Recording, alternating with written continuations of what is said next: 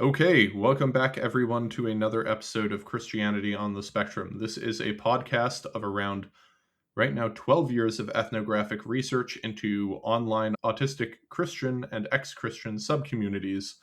And on this podcast, we like to talk about things related to autism, things related to Christianity, and sometimes both, and sometimes we like to talk about the cursed politics of autism. And this is going to be another one of those episodes.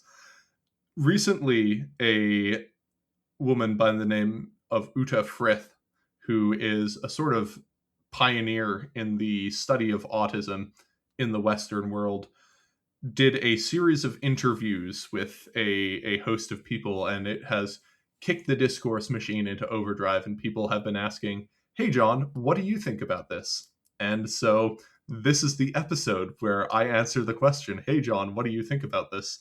And to help me with that, I have brought on a person who has been having consistently good takes about this on Twitter and who I thought would be a good conversation partner for this because a she has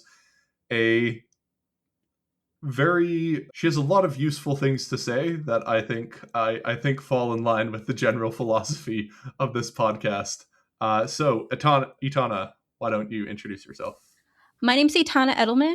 I'm an MFA student at Fierstein Graduate School of Cinema right now. I am just sort of started a Substack going by Etana Rachel, same name I go by on Twitter. I am not Christian. I am come from a very modern Orthodox Jewish background, and that is it's a whole other story. But Which we will have you on the podcast to talk about at a I, later time. I would love to talk about that because it is very interesting for when you look at it through an autistic lens, if you want to call it that.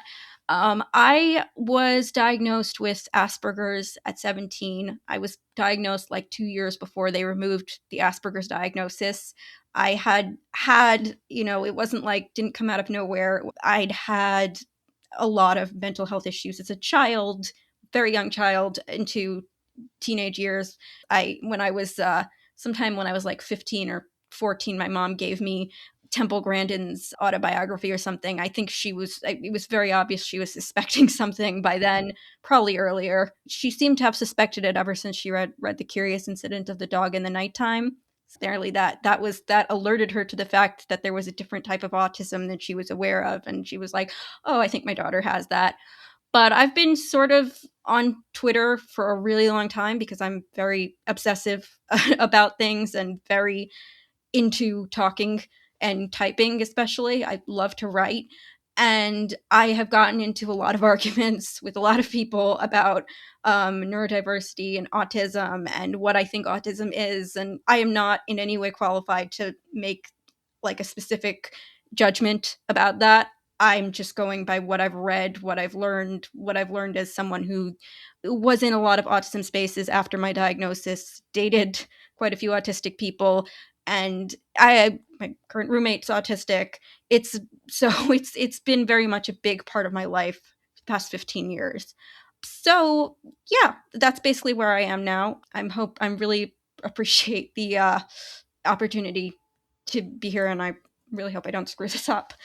Yeah, no, you'll be fine. You'll be fine. The Frith discourse has just been sort of absurd. So to catch everyone up to speed, Uta Frith is a very well-known pillar of the autism research community. She is a developmental psychologist, and she specifically focused on autism. If you think of like the theory of mind deficit models of autism, Frith was like on the front lines of getting that one forward. weak I One of the term I think she found is weak central coherence. I think Yeah. it's part of that theory of mind thing. That's all I'm gonna Yep. say. Yeah, she has like two people who I've mentioned before. Friend of the pod, Simon Baron Cohen. He's not an actual friend of the pod. Maybe one day he will be. He was one of her students, Tony Atwood, who wrote the book The Complete Guide to Asperger Syndrome, which I occasionally recommend to people, was one of her students. To say that she is a insignificant figure in the autism research community, as some people have been claiming over the past few weeks, is just wrong. She has been very significant and has had a large effect. Anyway, she did an interview with TES, which is, I think, like a teaching and education magazine or journal, where they asked her about her thoughts about autism. And she said, essentially, I think the concept of the autism spectrum has outlived its use, and we need to rethink it. Is that a good summary of the last week of discourse? I feel like that's not what got people mad, is the thing. I feel like if that had just been what she said, it wouldn't have gotten people so mad. Because I think what got people really mad, that got her, that laser focused in on her, was when she was talking about hypersensitive teen girls. And I got what she was trying to say, but it really was not phrased well. And it's because there is so much sensitivity over girls and autism, and whether we have it as much as men, probably not, but it's an immense controversy that people are really obsessed over with, and I think that's what did it. Yeah. So Frith gave this interview, and the part that got quoted the most was that part that you talked about, where she said there were sort of two categories of autism. The first category was the sort of classic autism, and the second category, which is the much larger one, is oversensitive teenage girls and who have real problems, but they're better classified as anxiety or something else, but definitely not autism. And that sort of set the discourse mobs upon her. And yeah, I mean, I think she's wrong about that. And I think there's much to be clarified, but I think it would be useful to go through the actual interview she did and just point out what she got wrong, what she got right, and go from there. So the interview was helpfully broken down into sections where, like, the interviewer asks a question and then Frith goes on to answer it. So the first one was, what is autism? And I didn't find anything objectionable about this section. She basically gave the DSM clinical definition of it being a lifelong neurodevelopmental disorder, meaning it's there from birth. The core features are social communication deficits and restrictive repetitive behaviors. And she says that these things haven't been researched enough and that we need to research them more, which is just like completely uncontroversial in my mind and not something that people got upset with it about. The part where people got really upset was this next section where she talks about why this term, the autism spectrum, is not particularly useful anymore. And she gives an accounting of the history of autism that is, I think, not accurate, at least not reflective of clinical practice in the last 80 years ish of autism research and clinical observation. So she says, historically, autism has been treated as a narrow, precisely defined category with relatively few cases. And that is true in a sense, kind of. Like Connor syndrome, which is what autism used to be called back in the day, uh, that was pretty narrow and pretty narrowly defined and pretty narrowly restricted. it, However, it wasn't like defined and restricted to a really narrow set of conditions. Even Connor syndrome was pretty broad. Um, so yeah, she started out with that. Anything to add? yeah, I mean, there was some of it, she seemed sort of, I guess what I wrote about it is that she seemed like alternately overconfident and overly skeptical of the specifics of both autism and its biological underpinnings. Like, she she would say things that sounded very confident about it and then say, okay, but also there's a lot of research, we don't know what this means. And I get it, that's sort of how a lot of this stuff works. But I guess, I mean, I think part of the problem is, again, the idea that there was these two big, I'm gonna go back on that. I just want to say what, like, I think the first thing that I noticed is the idea that autism has to be present from birth is not really, a thing anymore, and it hasn't been a thing since, like, I'm not sure it's been a thing since the 80s, because you can't, you don't, it doesn't, if you exhibit it, and it wasn't just because people wanted, people who are like high functioning and were suddenly having problems in their teens wanted a diagnosis. There were plenty of cases of people, of children who would suddenly regress around 2 or 3, and or after the period that was thought of as, so I don't know if lifelong is really the correct word here, because you do have people who will claim that that someone regressed. You have people who don't, where the symptoms are just aren't noticeable until grade school. At least in my case, I don't know how long it was noticeable, but I was fairly normal looking at 4, and then at 7, I look like I act and look very much like a very typical Asperger's child, when, at least when I look back at home videos. I don't know if it might just be that it's still present from birth, but I don't know if we know that, is my point. Like, I don't think we know enough about autism to know if it's present from birth. And I know it's controversial to say that, because it gives a lot of ammunition to anti-vaxxers and people who put their children through a lot of quack cures and stuff. But not present from birth doesn't necessarily mean, like, it could be like one of the recent genetic studies that was done was suggesting that some of the genes that cause higher functioning versions of autism might turn on later on, not in life, like later on in development.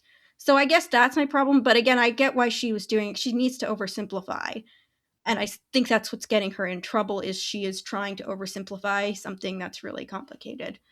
Ugh. Yeah, and I mean, what I think she's getting at with the "it's present from birth" is that the it's neurodevelopmental, Yeah, and so it has to be sort of there at some form early on. in early on, Yeah. and it's like, yeah, I mean, I tend not to get too upset about those types of characteristics, and I go like, sure, whatever. If you're explaining it to a random person who's interviewing you, go for it.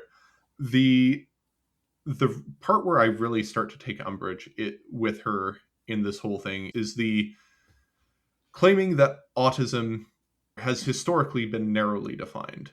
Yeah. I just don't, that just isn't in the data anywhere.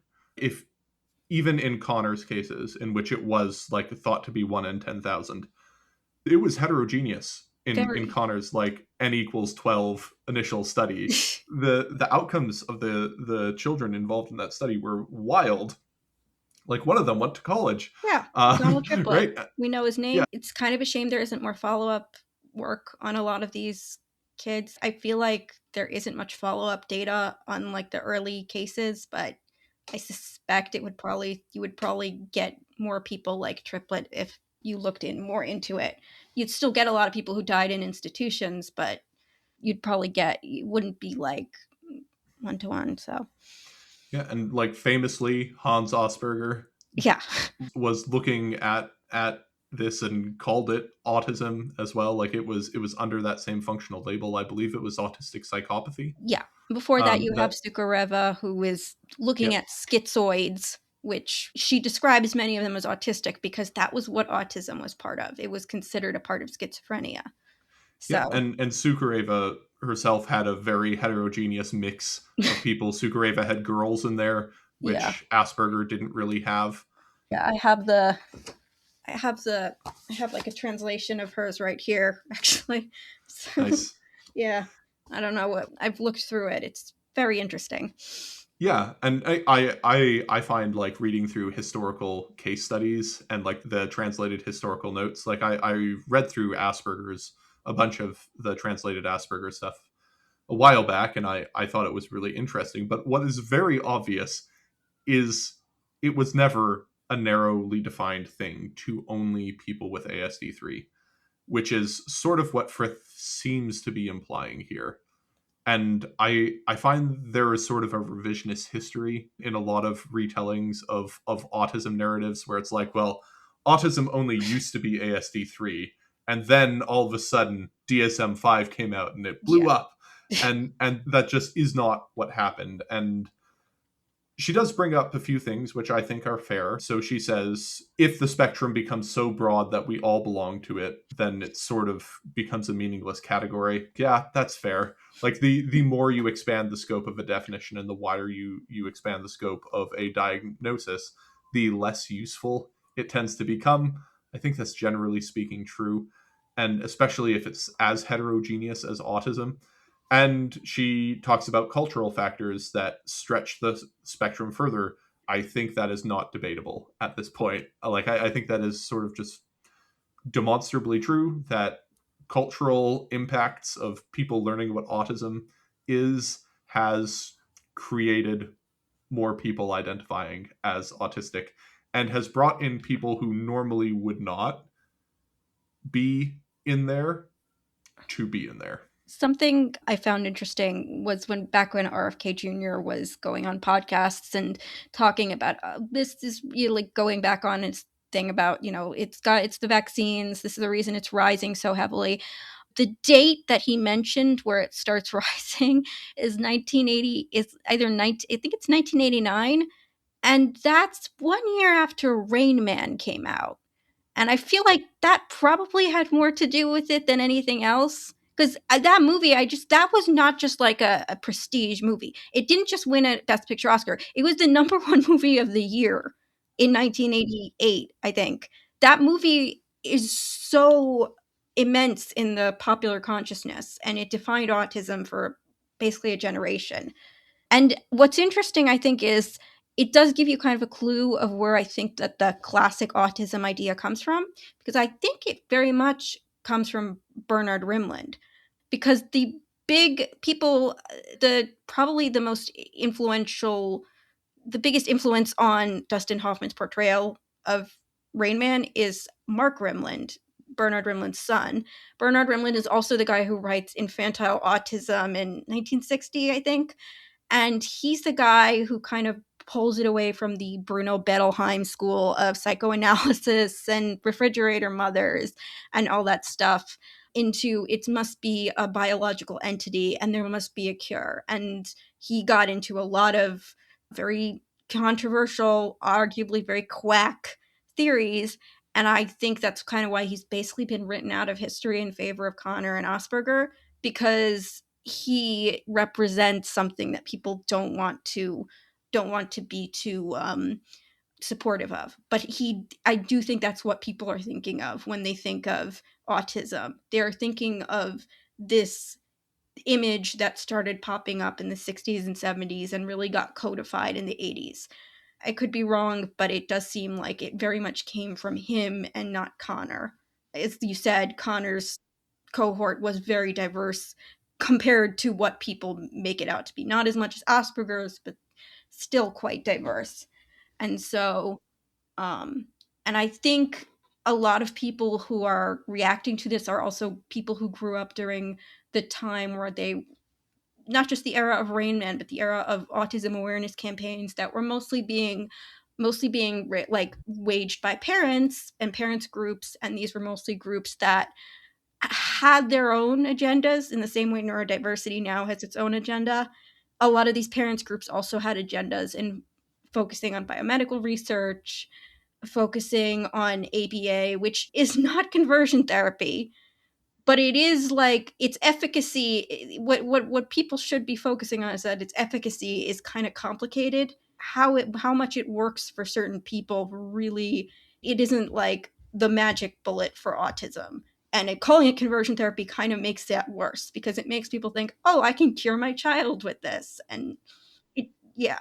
So a lot of people are thinking of that, and they're accurately noticing how neurodiversity changed things heavily, but they're not really noticing that the thing that it's replacing was also motivated by external factors and motivated in certain ways that aren't necessarily perfectly scientific and were never quite what they thought it was in the first place. Yeah, a lot of this attitude that like we need to return to the 90s Yeah. definition of autism is I mean it's like all sort of return guys Yes. who are like, we need to return to the Roman Empire, and it's Mm, like, my brother in Christ, you would be a slave, yes. and you would die in the mines Hmm. or in the galleys. Like, this Yep. is, you do not want to return to the Roman Empire. This is not a happy place for you. And in the same way, like, we don't want to return to this previous place where we so-called had autism right. We definitely didn't have it right at No. that time either.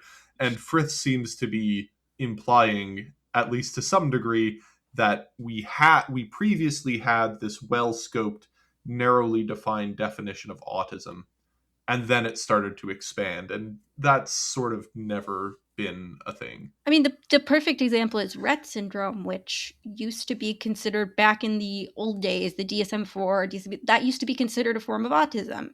And that, it was considered like a distinct form of autism. They finally found what gene was related to it, and it's not considered like its own form of autism anymore. It's just considered a genetic disorder. That's kind of a perfect example of like, no, there was not a lot that people didn't know about it. And especially because we didn't, I don't, when did we sequence the human genome? That was like the 90s, I assume.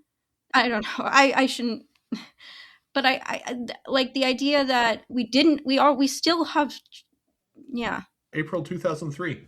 Okay, yeah, yeah.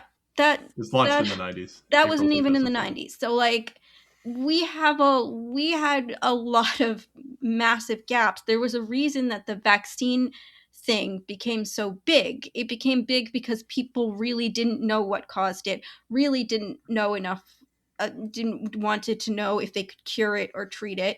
And I honestly think people don't even realize that like it wasn't just anti-vaccines. The anti-vaxxer movement often came with this broader idea of biomedical cures and giving your kids all these crazy things like bleach and these just an insane amount of treatments. And we're seeing that a bit now with RFK Jr. and leucovorin, but like it was much bigger in the late 90s, early 2000s, and it was out of desperation because people weren't figuring out what was going on.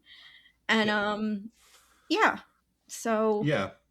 So the next section was the one that caused all the big yeah. controversy. This is where Frith talks about the two big subgroups. And I'll just summarize what she said. So she said there are two major subgroups. The first group is diagnosed in early childhood, between about 3 to 5 years, often intellectual and language difficulties. Then there is group two, diagnosed later, often adolescents, many young women without intellectual impairment and with good verbal and nonverbal communication. And she says the second group is characterized by high anxiety in social situations and pronounced hypersensitivity. And then goes on to say the late diagnosed, largely non intellectually impaired group is increasing at a frightening rate, while the first group is only moderately increasing, and autistic children with intellectual disabilities remain stable. And she then adds a caveat that, like, she doesn't think they're making it up. She thinks they have real problems. It's just that those real problems aren't autism, and we would be better diagnosing them with something else. And this is the part where everyone went, okay, grandma, let's get you back to the home. Yeah.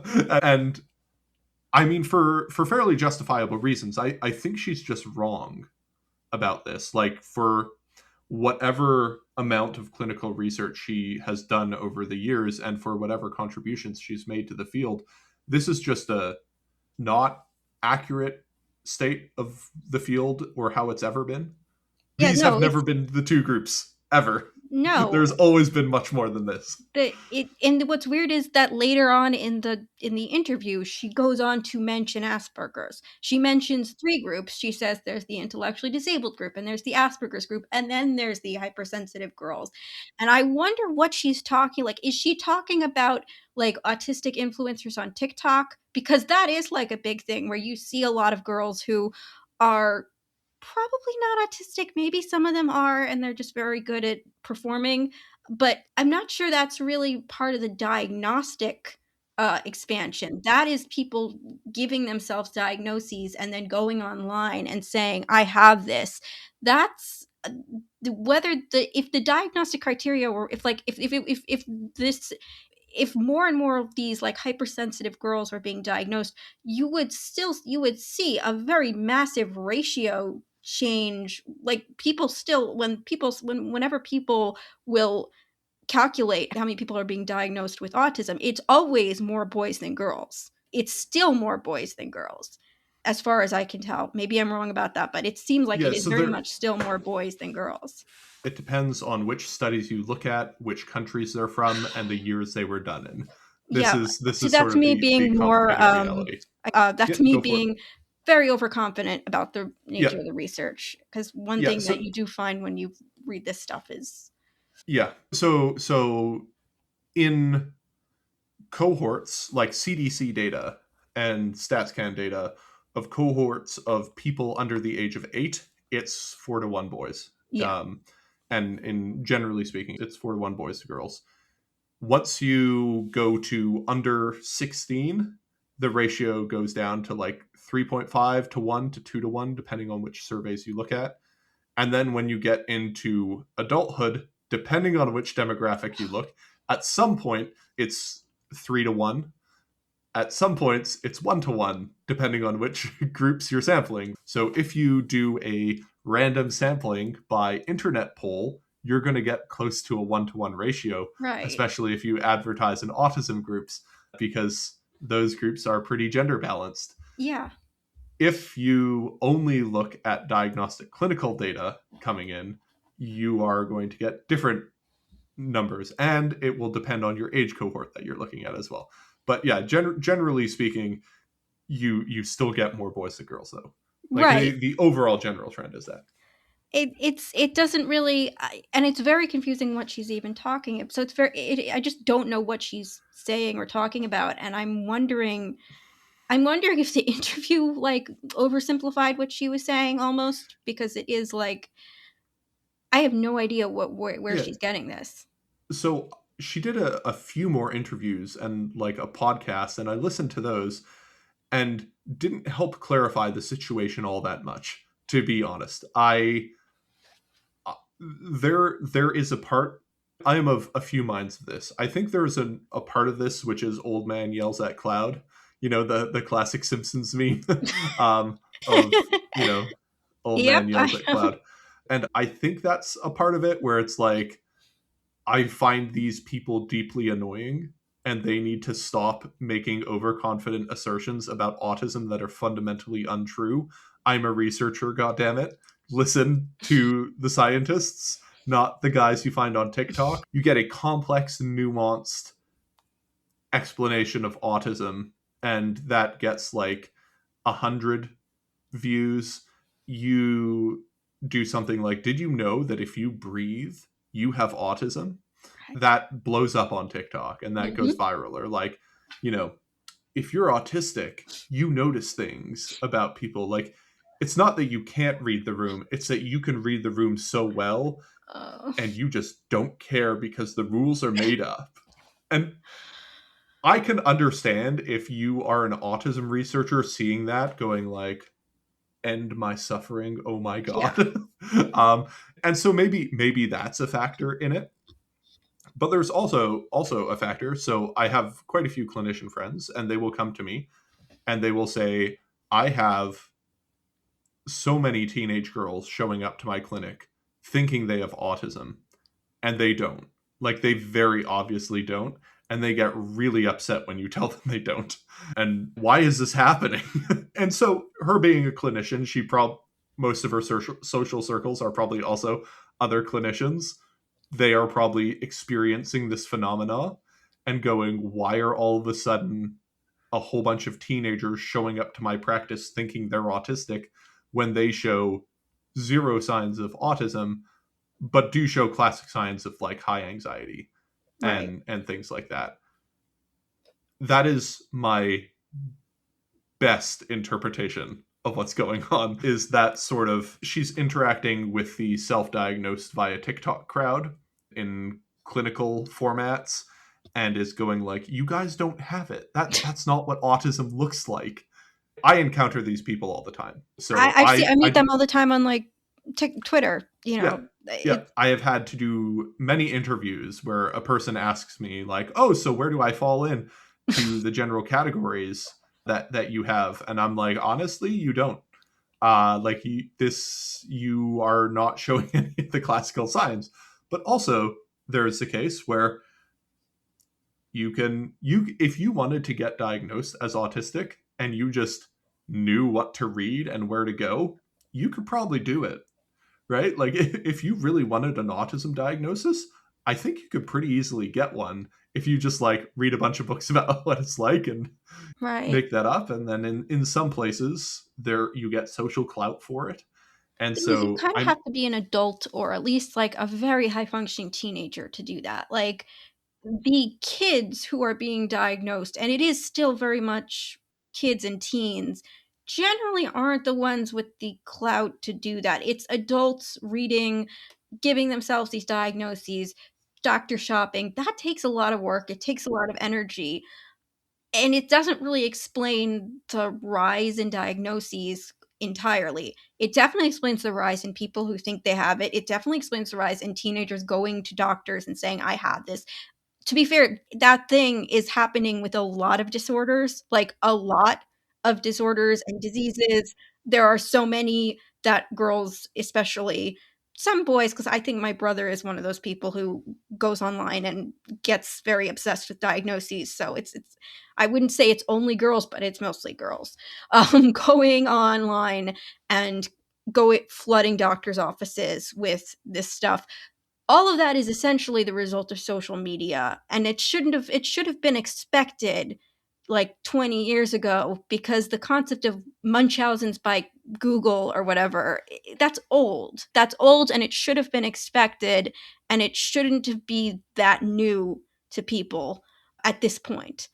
It's useful for whipping up anxiety about teenage girls and that they're ruining everything, and I get it, but it's probably not the main reason autism diagnoses are rising. I mean, the main reason is probably just people are going and getting screened, and it's also probably the case that autism is a lot of different things.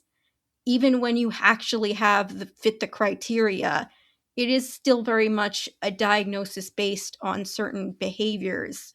So it could be a lot of different things are just getting lumped in there. I mean, I've been like very Yeah, no, I think that's true. But like when I'm like, okay, why did she say this? yeah, I think I What get why she possessed her to said it say now. this? I think the thing that possessed her to say this is being a clinician and Yeah. talking to other clinicians who complain about people showing up to their office insisting that they have autism when they very clearly don't.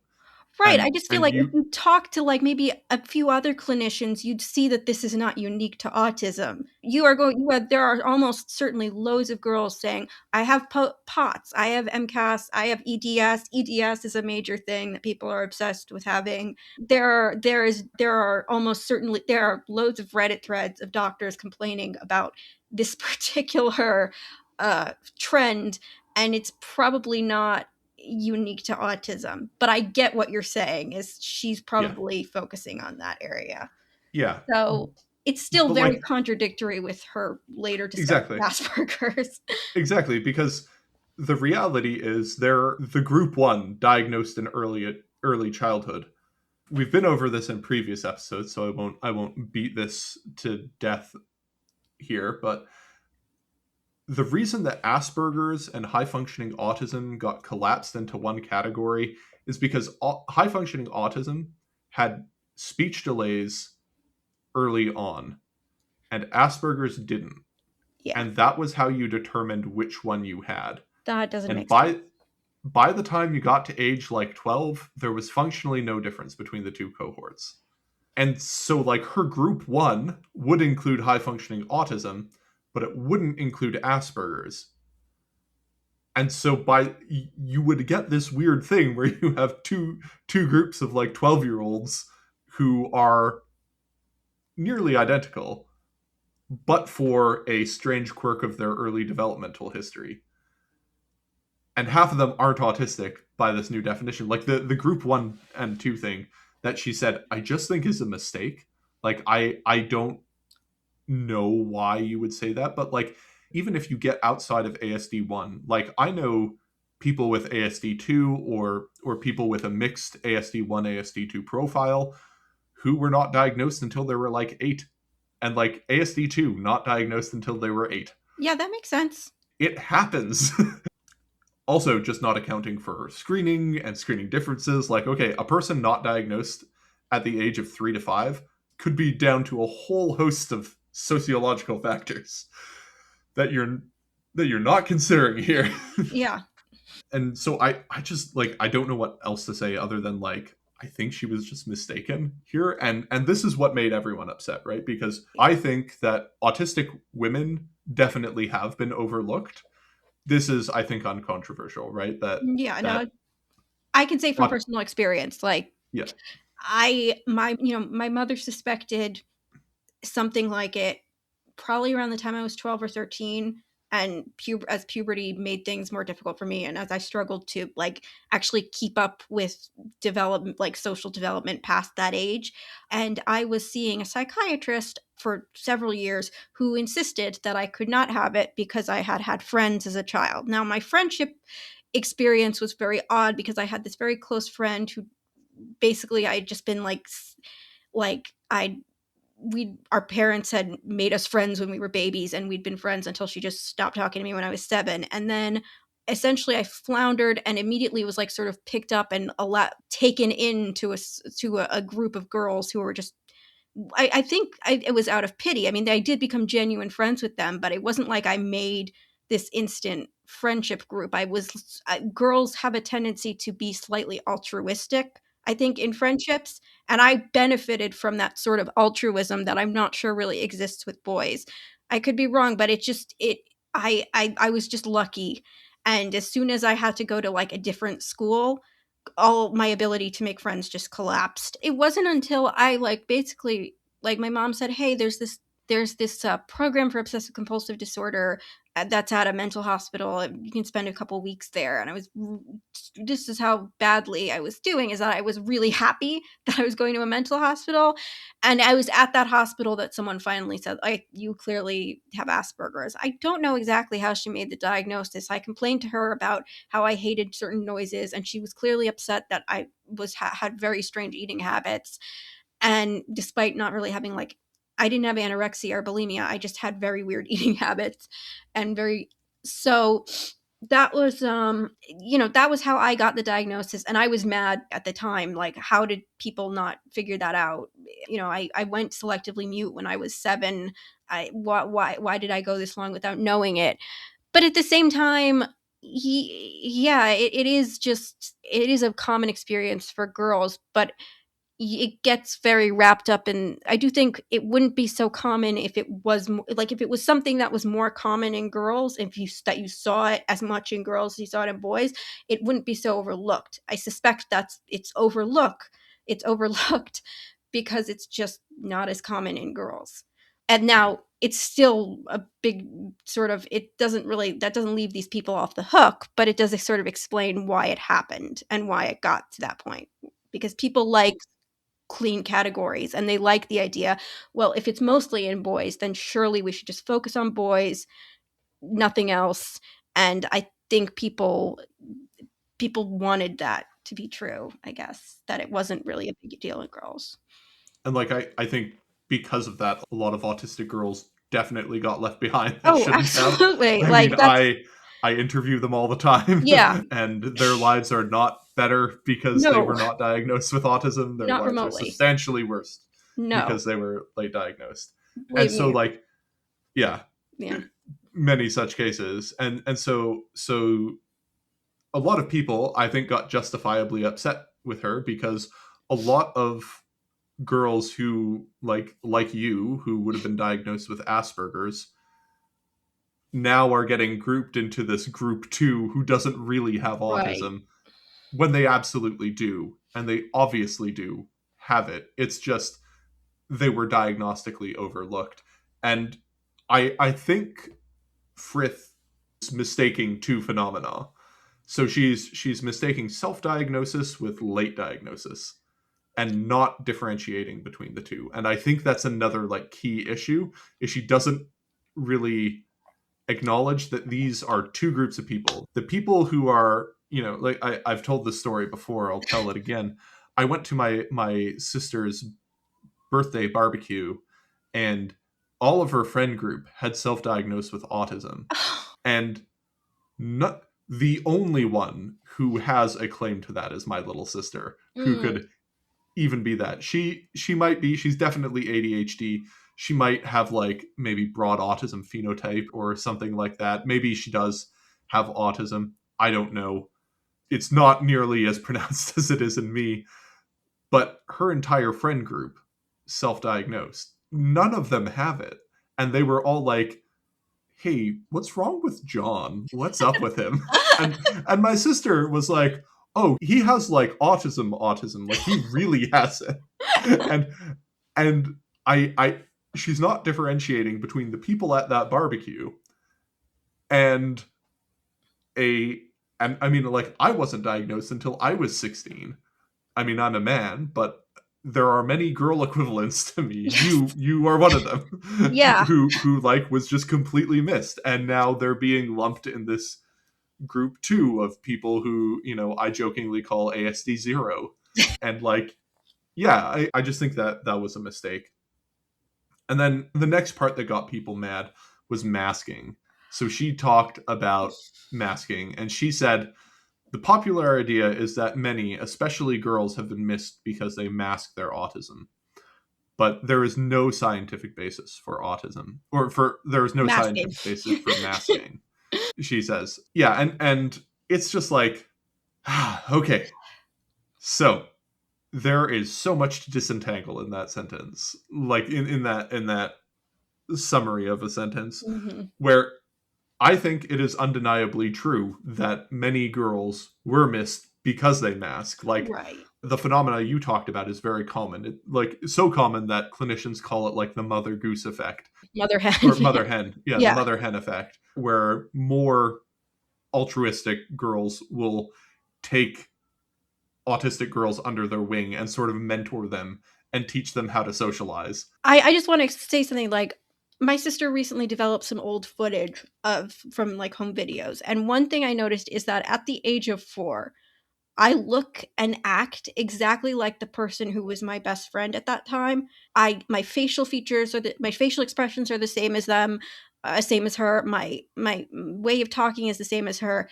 And then I go to age then there's another video from age 7, and that was when I or 8 maybe, and I wasn't friends with her anymore, and I was completely adrift, and I was flinching from people, and I didn't was making very weird facial expressions, and maybe that's just like a weird just aging and things getting more complex. But I just realized, hey, I think the reason people thought my friend and I looked alike when we were kids was because I just mimicked every single thing she did to like an extreme extent. And then when she wasn't friends with me, I didn't know how to socialize at all. Like, I mean, that could be like just an extreme, maybe overthinking things. But it does, you're right, of like that mother hen effect. It kept me really insulated from what eventually did become extreme isolation when I was a teen and had to leave to a very different school where I didn't know anyone. So that's one of those things that happens that leads to a lot of girls being overlooked. And it is very much the result of people not being interested in, I guess, how girls socialize versus how boys socialize.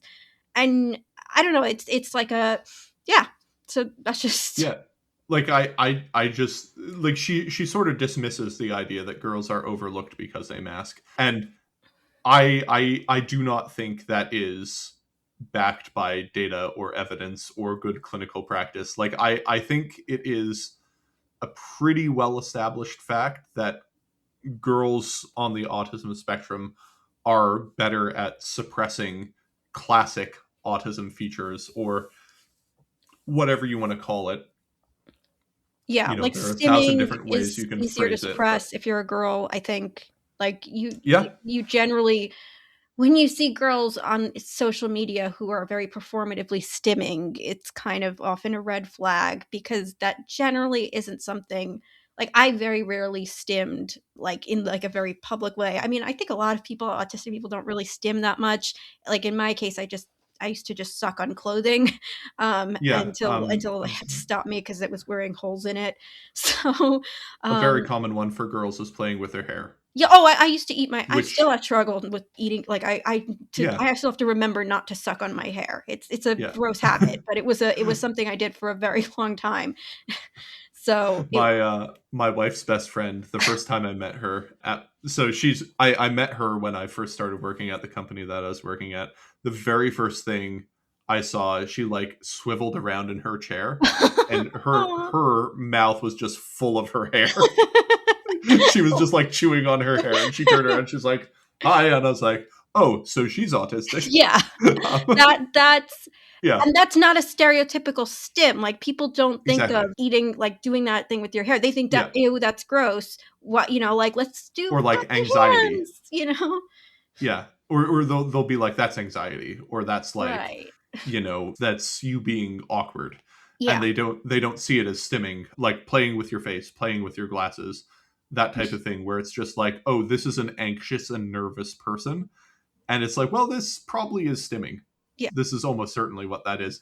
But for boys, you will get more of the like overt, outward, like in your face stuff. Socializing, again, because of the different ways you're socialized, autistic girls just tend to be more normal than autistic boys. Just in general, they are better at tone modulation, they are better at social mimicry than autistic boys. It like what do you call that other than masking? Right. Right, it's trait suppression, it's autistic trait suppression, and to say this has no scientific basis, it's like, what do you mean by that? Like, do you mean that we haven't mapped it all out, or do you mean that like we don't know the causal mechanism behind it? Because sure, like I can say, yeah, we don't have a neurodevelopmental mapping of masking or something like that, but it's a clinically observed feature and it's been clinically observed for a long time. I think, like what you said before, it's very much her taking, like, trends on social media and trends with clinicians and just trends in general, and extrapolating them to be like, "Okay, that so all masking is fake." Now, I think when she's probably thinking of with masking is the kinda thing Devin Price was talking about with, like, unmasking autism, or that you can at this point, there are, like, people who will sell you services where you can learn to unmask, which, that is, I think, probably what she's thinking of and maybe conflating it with actually masking or actually learning to mask behaviors, because she's probably seeing these people who say, look, I'm high masking, which I have no idea what high masking means. Like, I assume it always just seems like you have to have something that you're actively suppressing. If you're not there's nothing to go back to. If it was suppressed when you were a child, that extinction, like you that behavior is extinct now.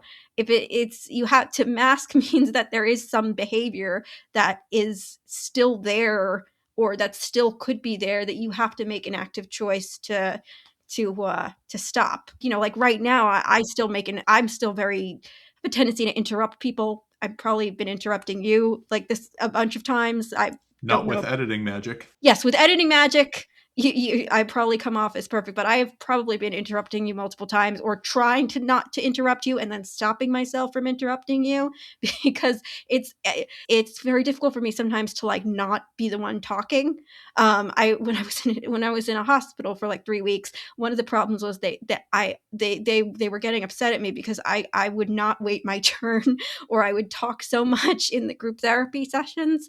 So now I have a habit of like putting my hand on my mouth or just moving my mouth without saying anything because it's my way of like, okay, I'm pretending I'm talking, but I'm not actually talking. I'm letting this person talk.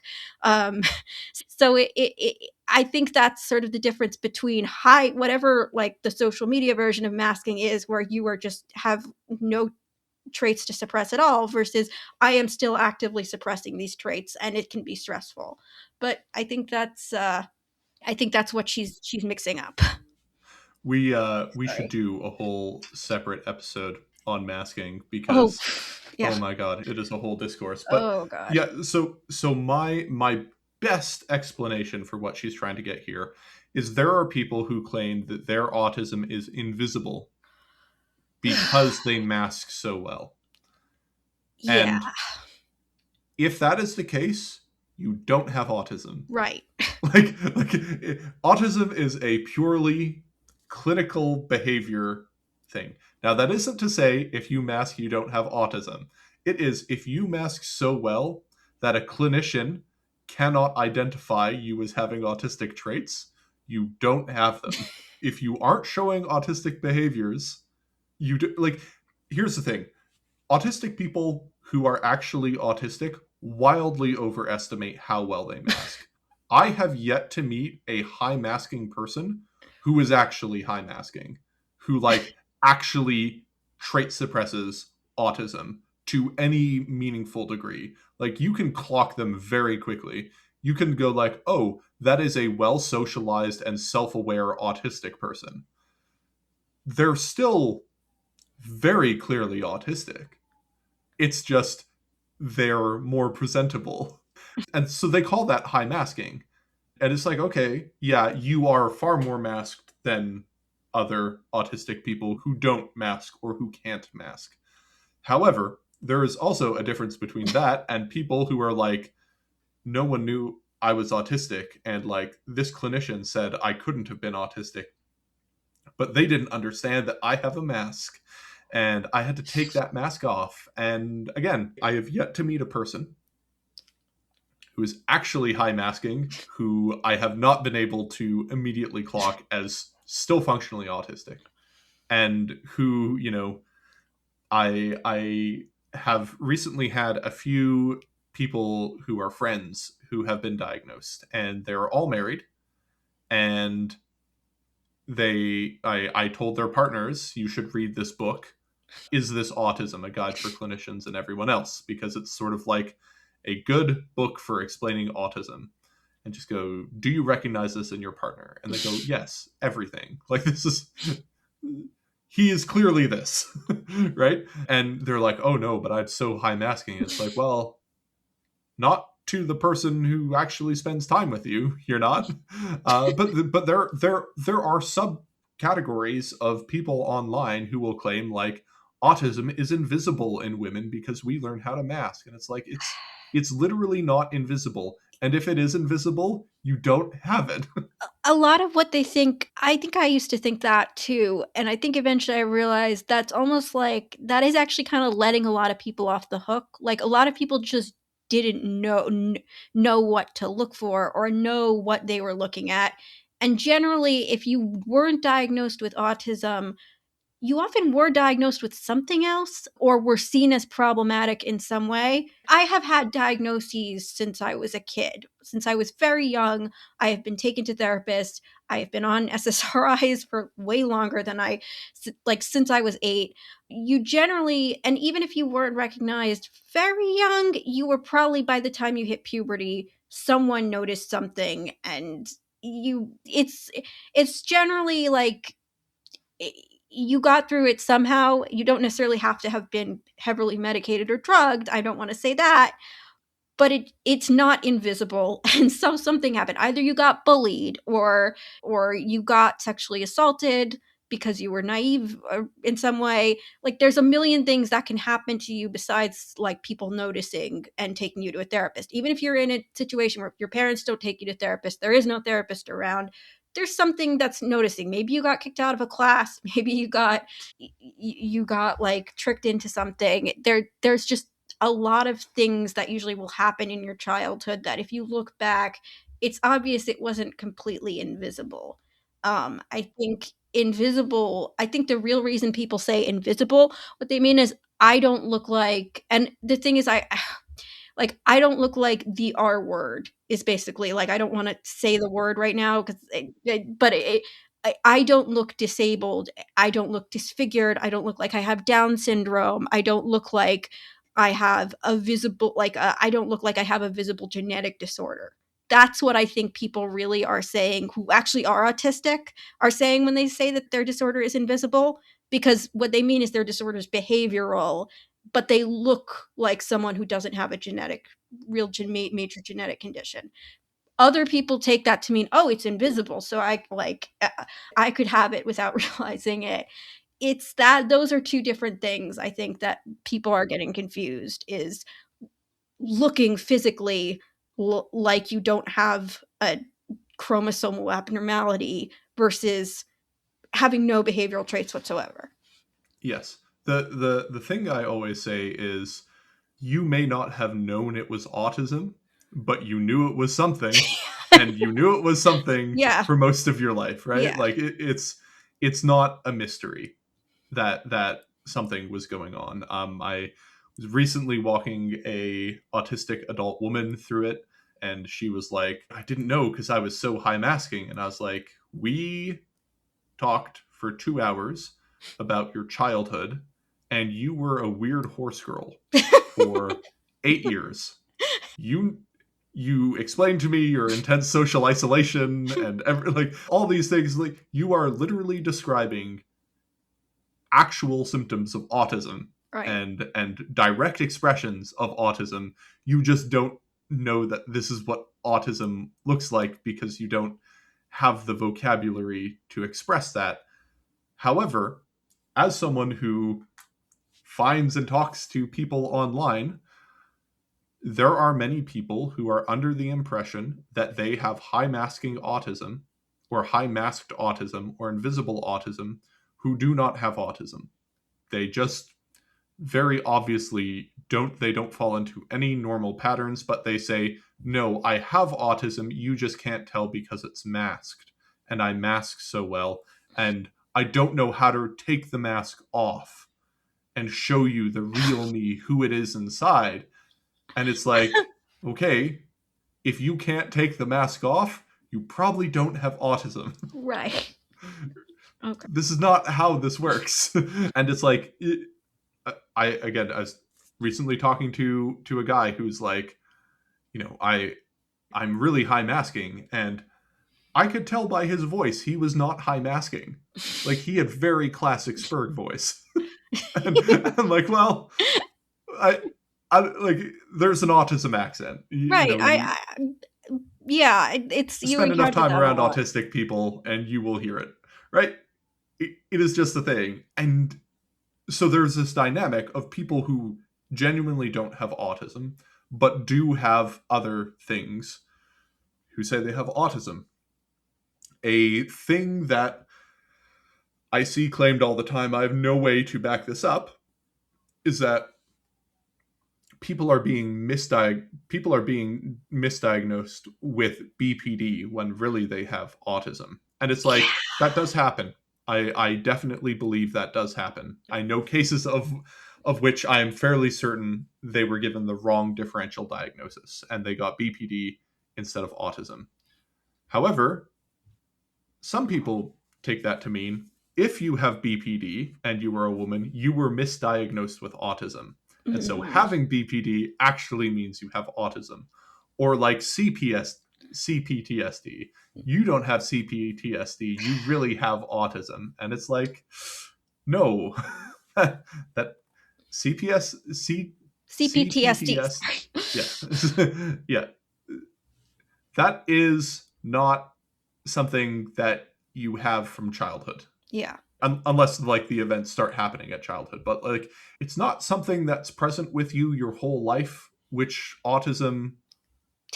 Basically is. I mean, like by the time you're in, if it hasn't manifested by the time you're in like grade school, and maybe I'm saying this because I'm biased because that is when it objectively manifested for me, but it probably came, there probably were like there are things I can point to from like the time I was 2 years old where it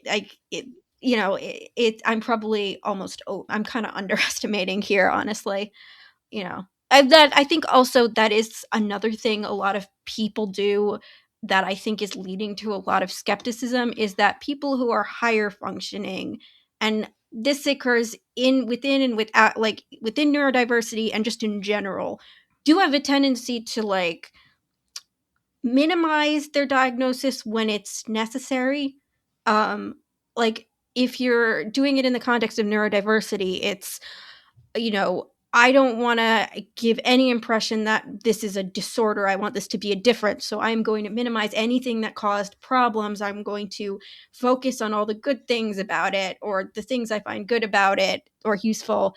And then I think a lot of just people in general who are just not involved in that will either, like, I'm not going to go back and talk about all the worst things that happened in my childhood, or the worst ways I behaved in my childhood to like bosses or, you know, potential dates. Like, I'm going to minimize a lot of this stuff in everyday life.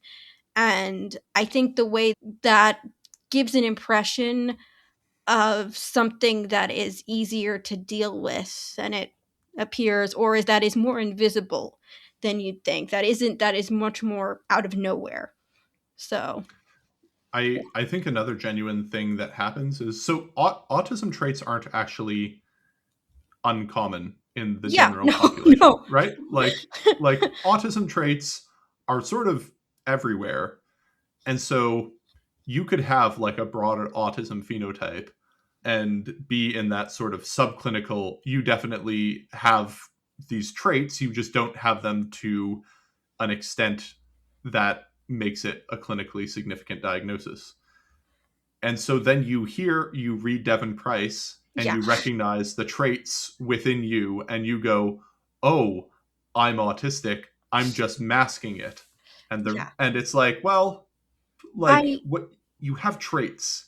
You yeah. definitely were nicked by it.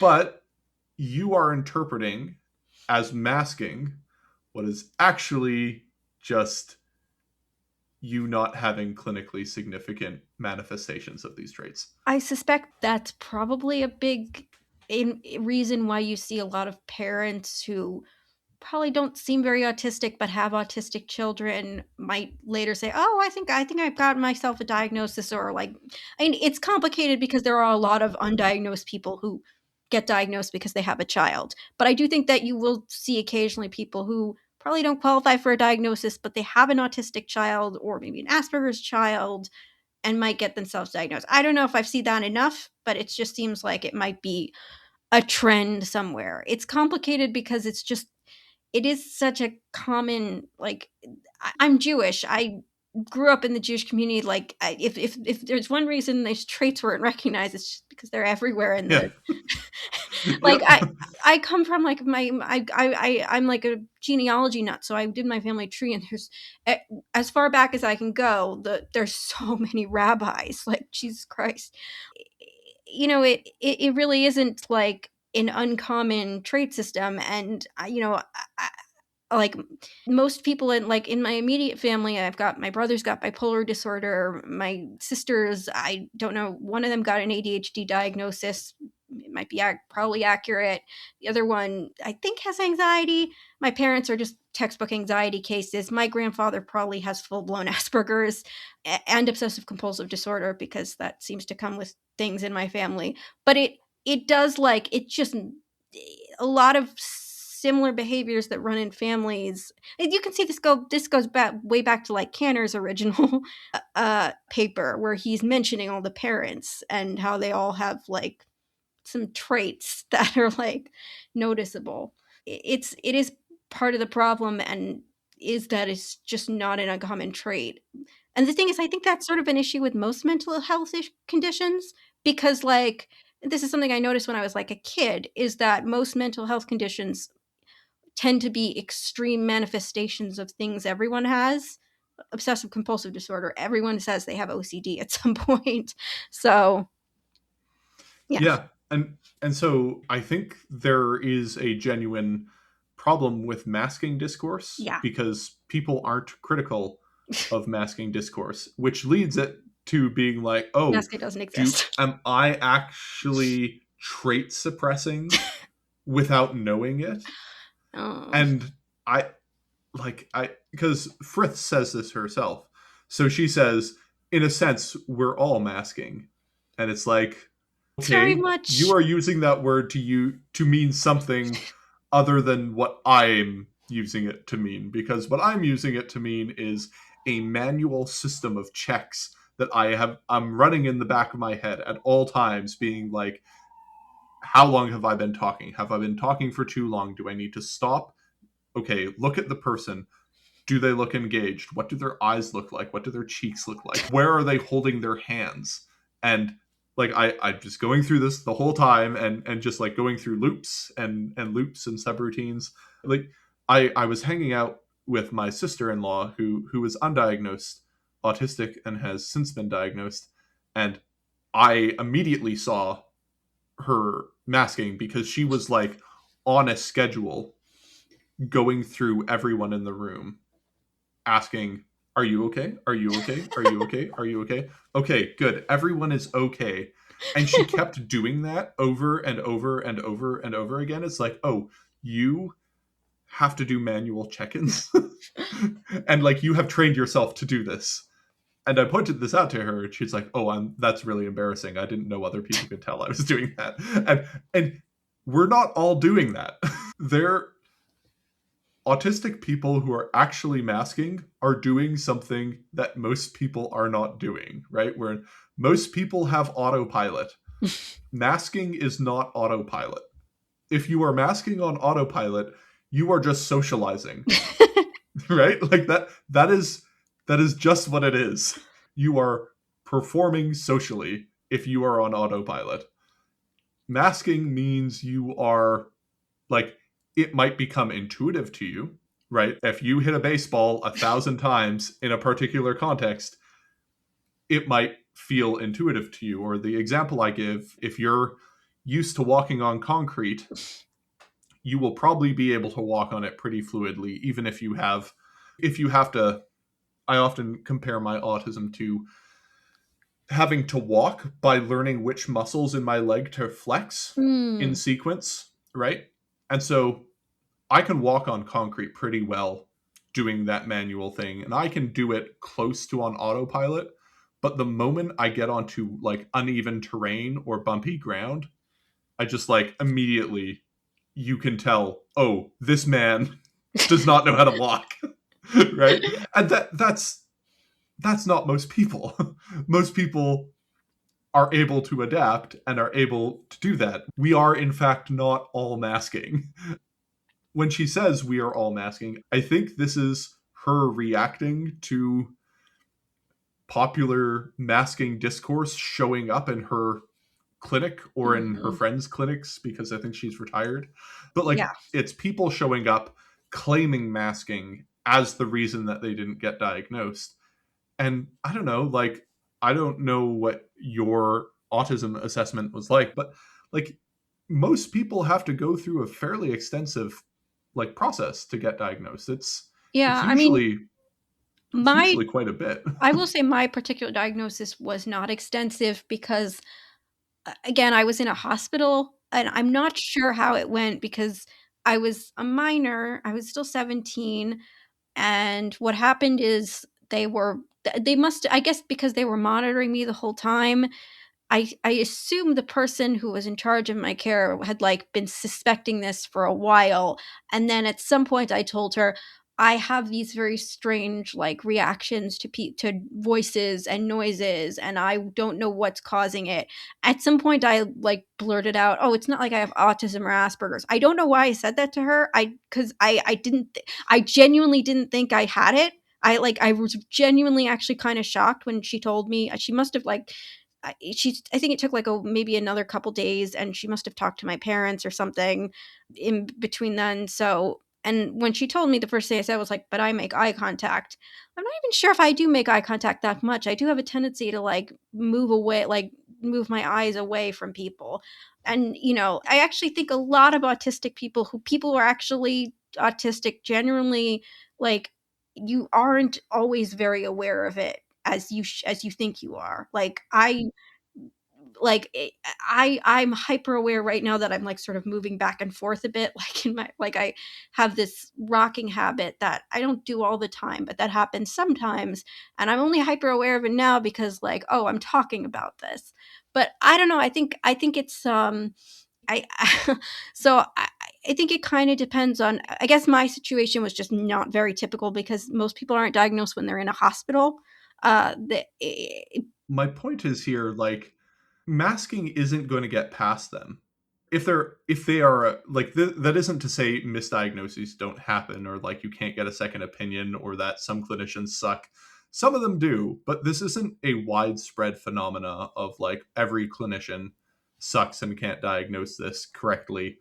Like it's hard to keep up masking, especially when you're going in for the diagnosis. Like, I don't know. For me, I can literally just turn off the don't make eye contact subroutine that I have where I just like, I don't need to do it anymore. Okay, Yeah. cool. I'll just look at the floor while I talk to you. And that, so like we are not all masking. Right. That is just an incorrect thing. And so she says that it's not underdiagnosed in women because in cohorts before the age of 10, the ratio remains 3-1 and 4-1. But this ignores the fact that when you go above the age of 10, the diagnosis rate does increase for women. Like the ratios do Yeah. close. Now, do they close to 1-1? Probably not. Right? Like it is unlikely they close to 1-1. There's one study that I'm aware of that suggested that, but most of them suggest that the ratios go to like 2.5-1. It's just like that sort of just contradicts her point. Right? Like you don't see it, which means girls aren't systematically overlooked. Oops, you do see it. You literally see this effect. So that means girls probably are systematically being overlooked in children. Right? Probably. Yeah. And it's like, okay, I don't know why this is such a big deal for her or why that would be so hard to accept. Like, it seems very intuitive to me that persistent deficits in social communication would show up later in girls than they would in boys. As just a general rule, that makes sense to me. And it's like, yeah, she states, and I think this is probably correct, some conditions are generally more common in one sex than the other. And it's like, yeah, that's probably true for autism. Most of our indications show that. But also, just I get that you're annoyed by people on TikTok. I am also annoyed by people on TikTok. Just don't watch TikTok. That's what I do. I don't know Yes. why people just Yeah. I just ignore TikTok. If I went on I TikTok, it would drive me insane. I don't go on TikTok for a reason. However, they do bleed into Twitter That's true. and Blue Sky and places like that. Yeah. And so like, okay, cool. They like, she's just wrong about that. And it's like masking is the reason that they get systemically overlooked.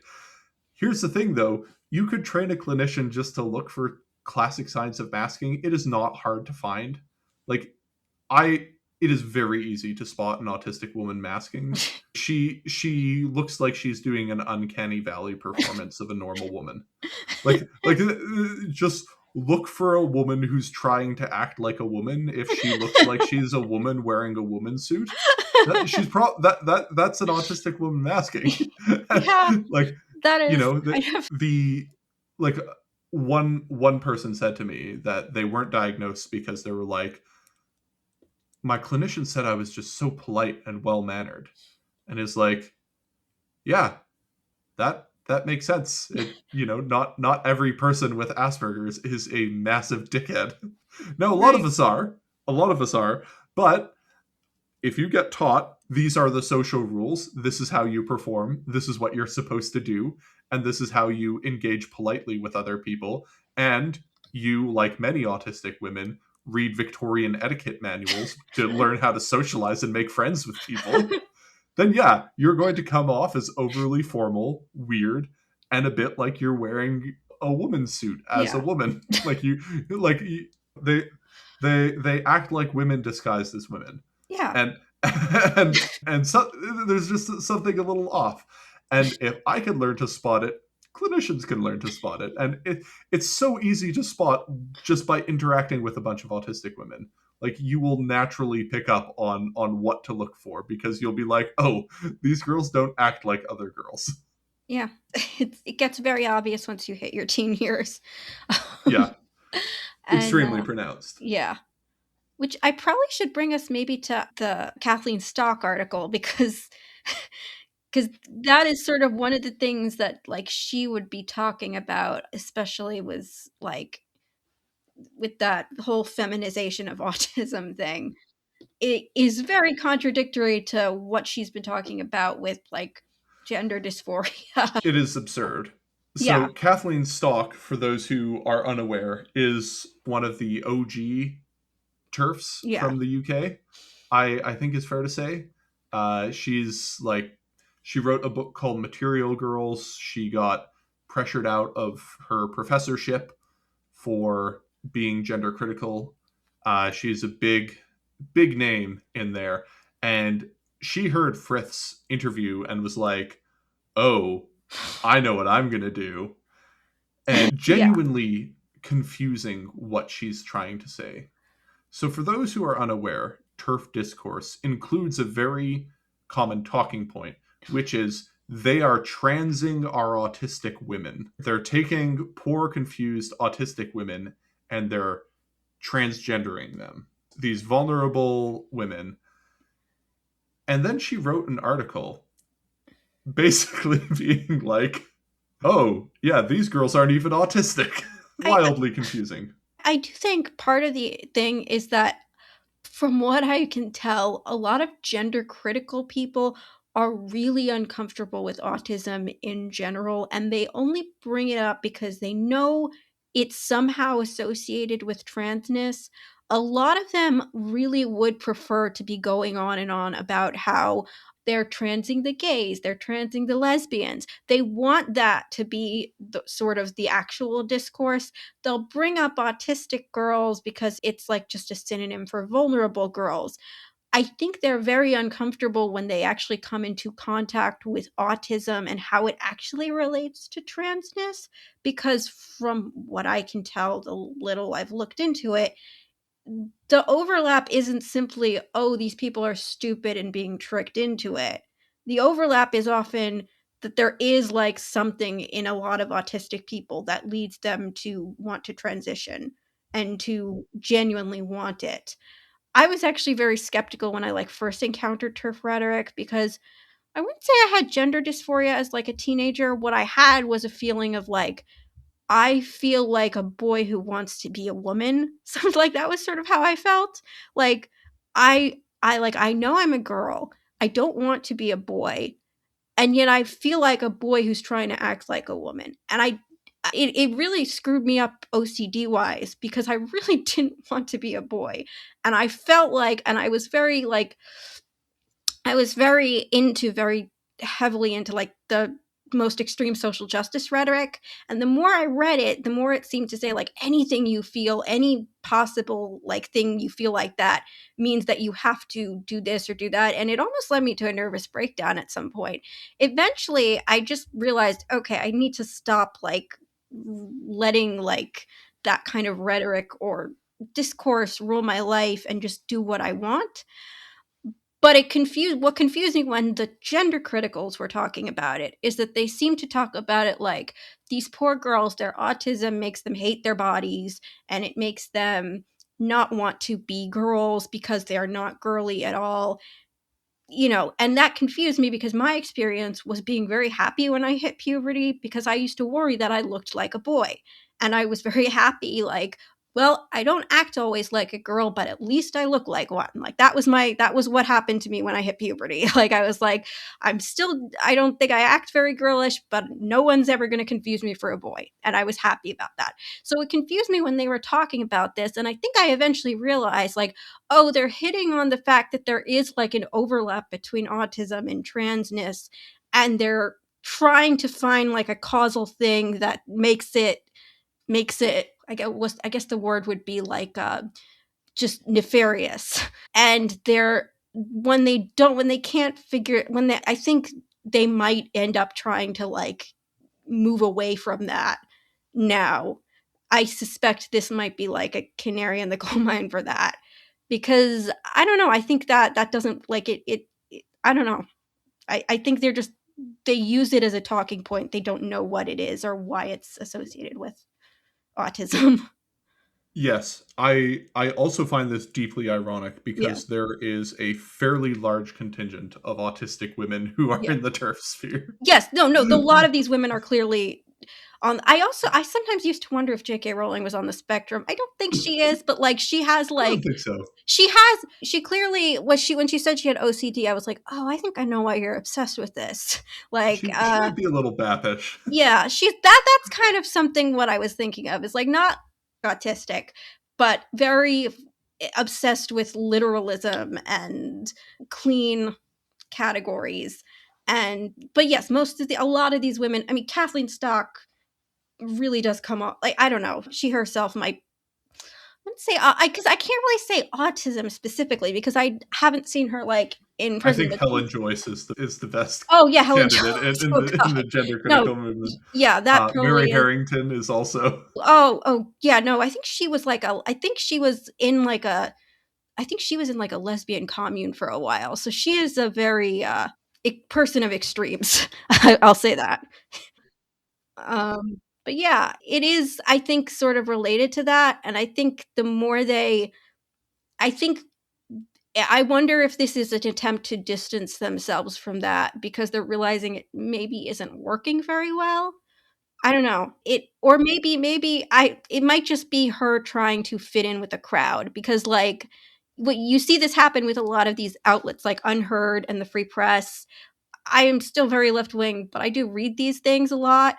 And what I see is that often what happens with these like conservative slash heterodox slash whatever outlets is that the audience for it, you get a lot of audience capture. So you start trying, you have a lot of these authors who will claim to be more heterodox, but then they start trying to appeal to their more right wing audiences. The very fact that she used the term the feminization of autism is Yeah, kind of a with Helen Andrews' whole thing. right. Like that's a Helen Andrews might actually be autistic. Like there's Yeah, something I was that gonna actually is say. like a yeah. Um but like that's a kind of a very obvious, oh, you're trying to signal to people that you're trying to get clicks from people who see the word the feminization and are immediately going to click on that. So I think that's sort of going on there. It's also just I mean there, for all like these people will talk about the omnicause, which is kind of a thing on the left. It's a thing on the right too. It's big on the right. you know. and and the omnicause on the right, Yes. I think, is anti-wokeness, Yes. which is what I actually think underpins this entire discourse. Probably. This is people are going like Frith is an ableist. Yeah. Kathleen Stock is ableist and sexist and whatever. I think this is a misinterpretation of what's going on. I Right. think what is actually going on is anti woke backlash. And autism advocacy has Yes. pretty closely tied itself with progressive politics and heavy in the social justice space. If you join any autism group, like any group that calls itself an autism group, Yeah. it is going to be hyper progressive and very woke. Yes. In Very like I queer yeah, friendly, multiracial advocacy. I don't I'm trying to like yep, be as social justice. yeah, social justice. Yeah. Yes. I don't mean woke as in like those darn woke people, Yes. but like I what I mean is the like yeah. hyper progressive, social justice focused. Autism advocacy is that to a very strong degree. And people who publicly identify as autistic tend to be aligned with those sorts of political camps. There are a few exceptions, Yeah. like Elon Musk. Or However, yeah. Elon Musk specifically calls himself Asperger's or an Aspie, Yeah. which is a different signal, I'll say. But yeah, there are a few cases, and in like alt right circles and like the Groyper sphere, Yeah. autism is sort of used as like a meme adjective. There is actually a lot of autism there, like a Oh lot no. of These genuine.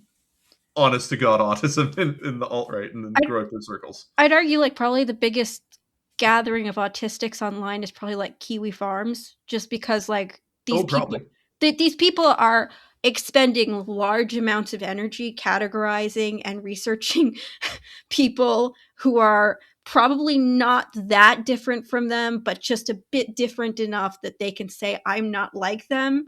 That's at least what I'm getting. So I That think is that, generally my impression. and they go into like really deep, like sometimes analyses of these people that are probably not even correct, but it's still like you're really obsessing over them. It's, There is no neurotypical human who yeah, will spend 80 hours reading Chris Chan lore. right. No, right. Yeah. I, If you don't know what that is, don't Google it. Please never You're Google it. fine. You're fine not knowing anything about it. But I think this is firmly situated in what I call anti woke backlash, Yeah. where Frith is frustrated with a type of hyper progressive activism that is bleeding into clinical data and bleeding into clinical practice in some cases, because you will get neurodiversity affirming clinicians who sort of uncritically diagnose anyone with autism, right? Like there are doctors you can go to who will basically diagnose anyone with autism who thinks they're autistic. And Frith is probably encountering those types of people. Yeah. And that is what I think is actually underlying this. It is a frustration with autism advocacy bleeding into science for Frith. Now, people like Stock, I don't think care about the science at all. Like, I don't know her personally. I just don't think she actually gives a damn about autism. It has been my very long stated position, and I think I have stated this Yeah. publicly for about 4 years, that the gender critical movement doesn't actually care about autism. They care about using it as an effective cudgel against trans people. Yeah. And there is only one exception, which is the actually autistic women who are in the gender critical movement. They Yes. do care about autism. And it was very funny to see a whole bunch of them being like, Kathleen Stock, why are you betraying us? Oh no, I've that Nikki Clark woman who is clearly like who was talked about Yes. being autistic, like she was furious. I remember her Yep. encountering her years ago.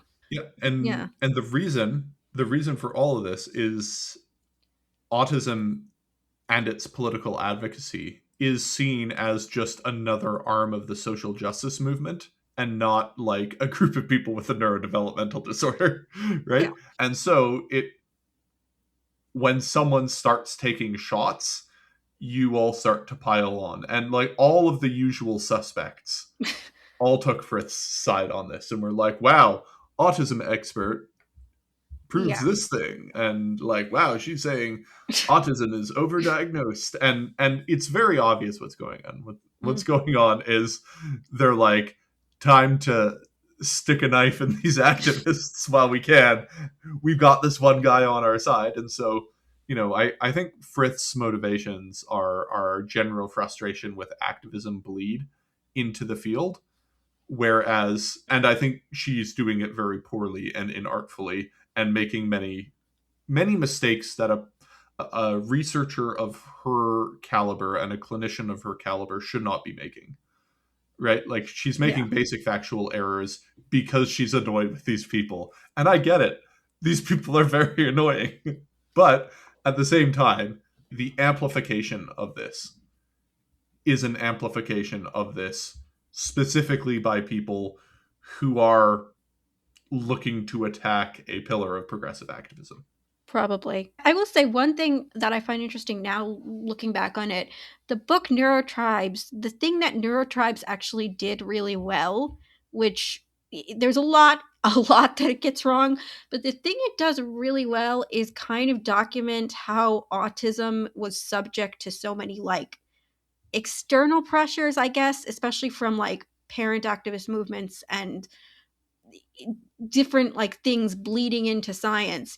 And it's very ironic because it's a book that is very clearly trying to move like sway autism into a different activist movement, into a different like sort of early 2010s, post-Obama, techno-progressives, that like before that whole coalition collapses into Silicon Valley versus woke, back when that was like those things were seen as one and the same, back when Elon was saving the world with with electric cars, and everyone was like that it was it's a product of a very specific era.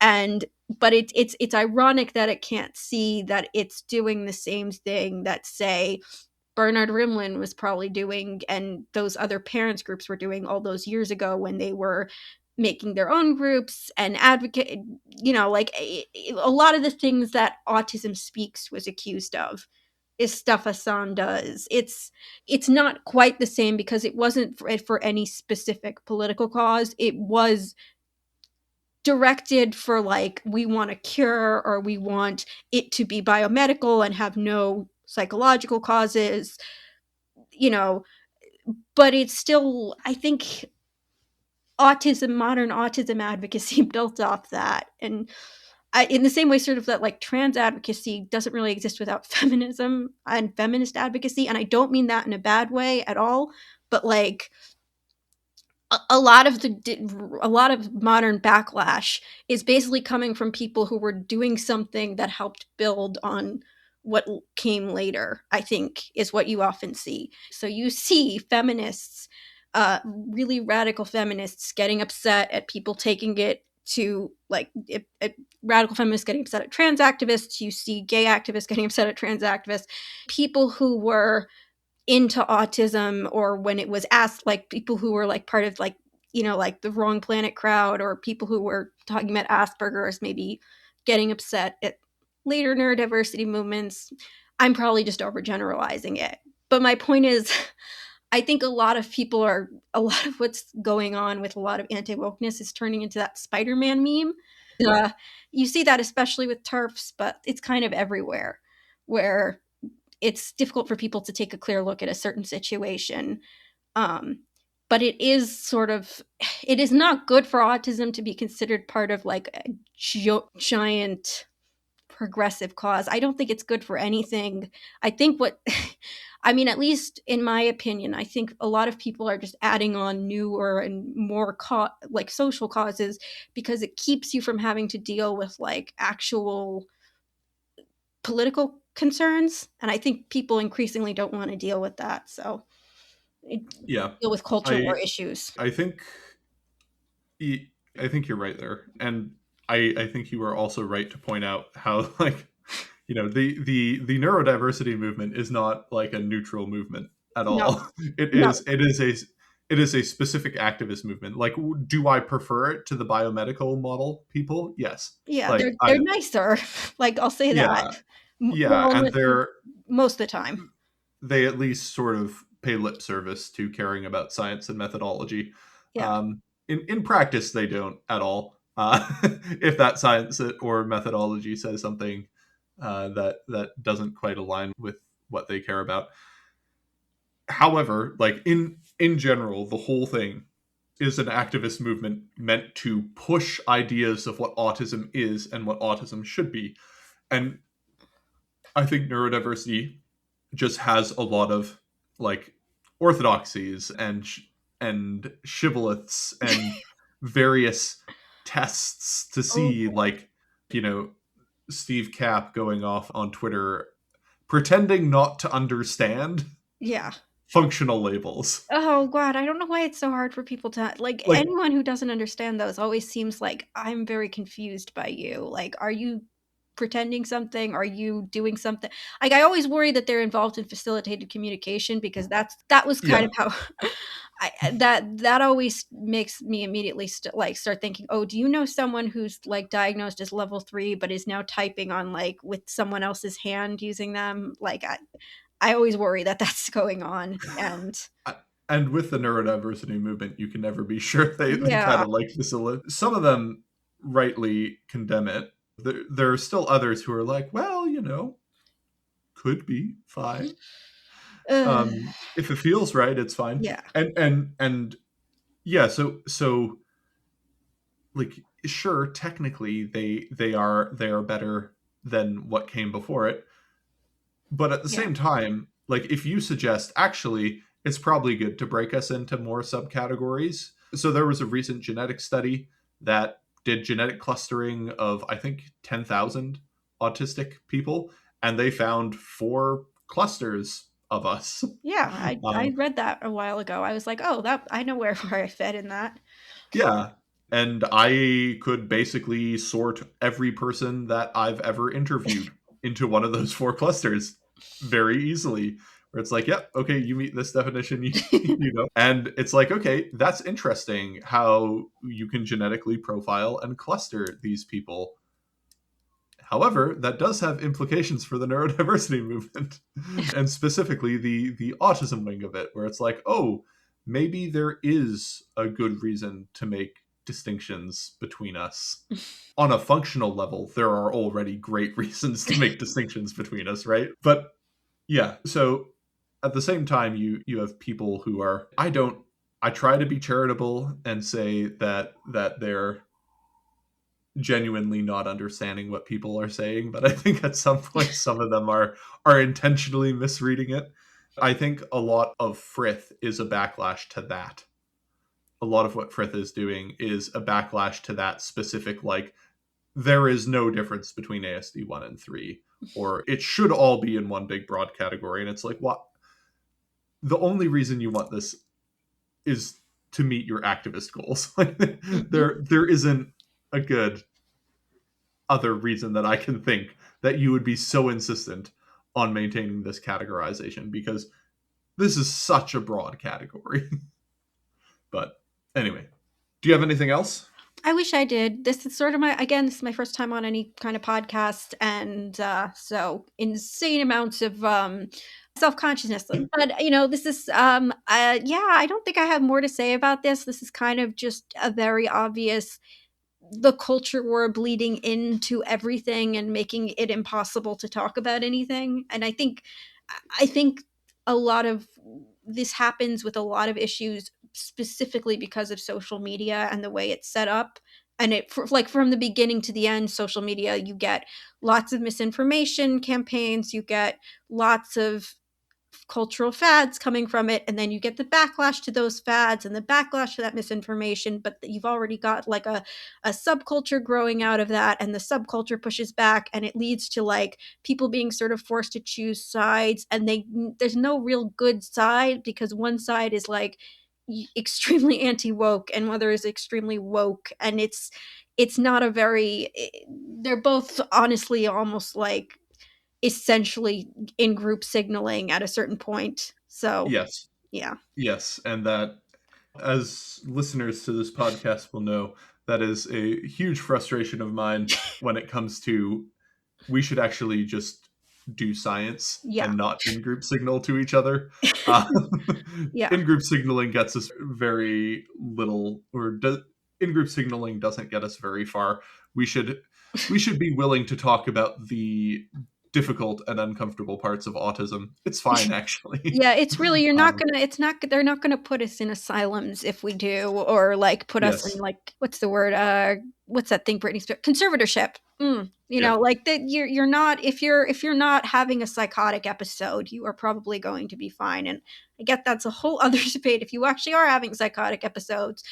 But my I and you can probably leave some of this stuff out if I'm saying anything too controversial, but no, you're fine. like we are allowed to like it should be okay to talk about the stuff we hate about it and the stuff we don't like about it without like it doesn't have to destroy any sense of community you have with people. There's no cure, no one's going to cure you. ABA is not going to cure you. Like that there isn't anything you can be forced to be put through that is going to make you not autistic at this point. Like there is no autism Yeah, ozempic. There's no you can maybe when you if there's like ozempic for autism, you can start worrying about that maybe, but like we're not at that point. And oh god, I can't wait for autism ozempic to come. Please. destroy the internet. Oh, it'd be so good though. It's not happening, sadly. I No, think that no, I that's think the probably cake is never baked. happening. uh I think once you get to adulthood, there's no no. undoing the brain that has formed. The cake has been baked in autism, Yeah. and it's not getting unbaked. But yeah. So I think that's just sort of, I think a lot of people are very frightened of saying what they actually think or feel in a lot of cases, because there is just this thought that anything you can say will be held against you by the powers that be. Because, yeah. And it's not really true. It's not how the world works. I think that's basically all I basically have to say. I am repeating several words multiple times. I thank God for editing.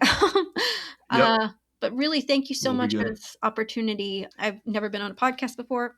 I can think I've said. Well, But I would love to. if you enjoyed this, we will have you back on again for. I have several episodes in mind that I think would be good to talk through. One of them that has been long requested from me, which I have no expertise to go in myself, is on autism and Judaism. Oh, that is, But yeah, here's that's something I would love to talk to you about, because there's a lot there. There's so much there. Yeah. I don't know if you have autism without Jews, because Connor and Rimland, yeah, Edelheim, I think, was Jewish. it's there from the beginning, Yeah, and yes, many such cases. yeah. All right, cool. I'm John. You can find me Christianity on the Spectrum at gmail.com. You can find me on Twitter at Christianity On. You can find me on Blue Sky at christianityon.bluesky.social. You can also donate to the Against Malaria Foundation fundraiser that this podcast is doing. As of today, we have raised over $1,550 Canadian. Woohoo! Statistically speaking, that has saved 3 lives, which is cool.